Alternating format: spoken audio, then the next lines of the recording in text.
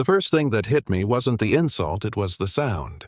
The scrape of a fork against porcelain, the sudden laughter, and then the cold, wet smack of food against my cheek. For half a second, I didn't even react. I just sat there blinking, trying to understand how roasted chicken and sauce had ended up sliding down my face at a family dinner. Then I heard her laughing my sister-in-law loud and sharp, like she'd just told the best joke of the year. And 3 feet away from me, my husband didn't move. He didn't stand up, didn't say my name, didn't even look angry. He just sat there frozen, watching his pregnant wife get humiliated in front of his entire family. In that moment, something inside me went very quiet and I realized this night wasn't an accident. It was a test, and I was done failing it. If you'd asked me 6 months earlier, I would have told you I was lucky. I'd married into money, real money, the kind with catered dinners and chandeliers that cost more than most cars. But luck is funny like that. It looks shiny from the outside, and then you step inside and realize the air is thin. I stopped noticing the luxury pretty quickly. What I noticed instead were the looks. The way my mother-in-law Claire would scan my outfit like she was inspecting a knockoff handbag. The way my father-in-law talked around me instead of to me.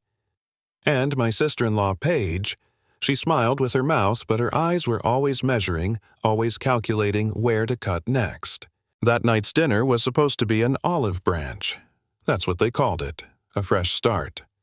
I wore a simple dress, nothing fancy, something comfortable because I was 4 months pregnant and honestly exhausted all the time. Claire touched the fabric of my sleeve and said, "Oh." How quaint, like she was commenting on a thrift store lamp. My husband, Mark, laughed. Not a big laugh, just a small one like he was embarrassed for me. I should have left right then. But I stayed because I kept hoping stupidly that he'd choose me. The tension had started way before dinner. That morning, I'd asked him for $20. Just 20.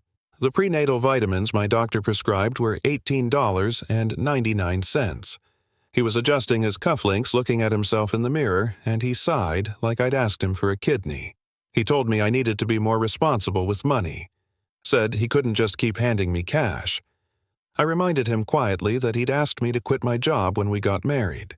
That he said he wanted me to focus on the home.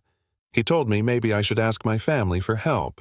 Then he walked out wearing a watch worth more than my entire monthly allowance. So yeah, that argument was looping in my head while his family picked at their food and picked at me. They asked about my parents, where they lived, what they did. I gave them the version of the truth I always gave, careful vague. "Finance," I said. Paige smirked. "Oh, how generic," she said. "What is he, a teller? Or like one of those guys at a strip mall bank?" Everyone chuckled. Mark stared at his plate. By the time dessert was cleared, they were warmed up. That's when Paige grabbed a forkful of food and tossed it at me like it was a game.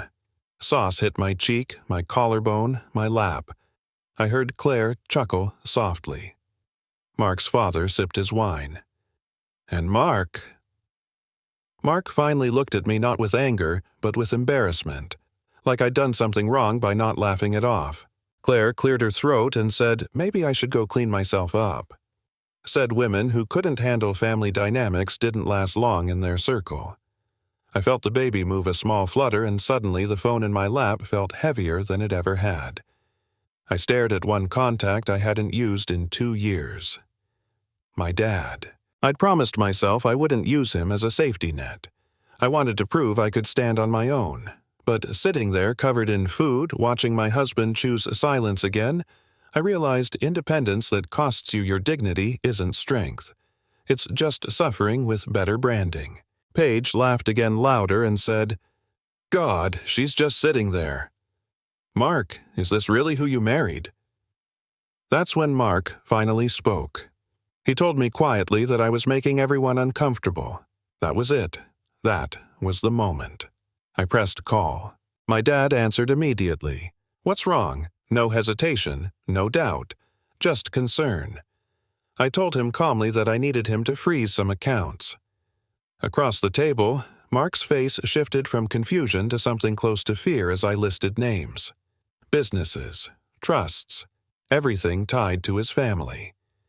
My dad didn't ask why. He said, "Okay," that was it.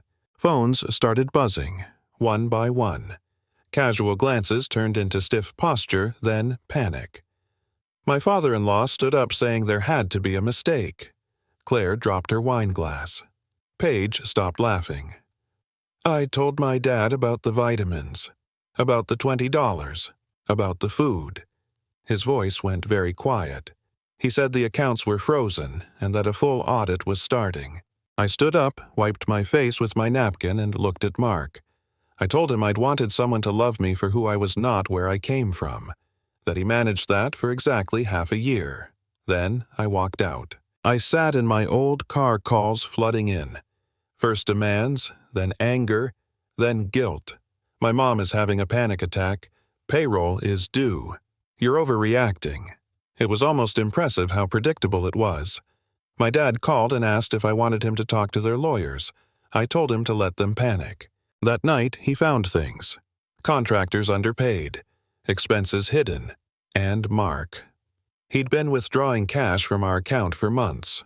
Small amounts. Hotels, restaurants, 2 people, while denying me $20 for vitamins. The next morning, I woke up in my childhood bedroom. Missed calls everywhere. Apologies mixed with threats. Mark showed up at my dad's house before sunrise looking wrecked. I agreed to talk with my dad there.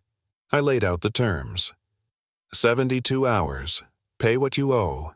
Own what you did. Get help. Then we'll talk. He cried, begged, promised everything.